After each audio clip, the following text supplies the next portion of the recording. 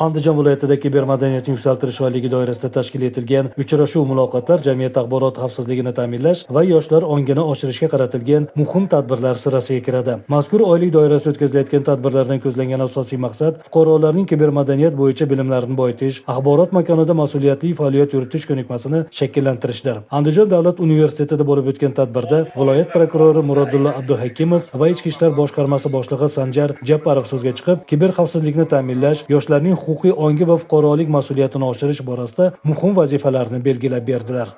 Hozirgi kunda viloyatimiz miqyosida ko'rishimiz mumkin eng ko'p tarqayotgan o'sha Telegramdagi APK viruslar hamda soxta treyderlar yoki bo'lmasam soxta havolalar orqali aldanib qolayotgani bizning ichki ishlar organlarining tahlillarida o'zini akslantirmoqda.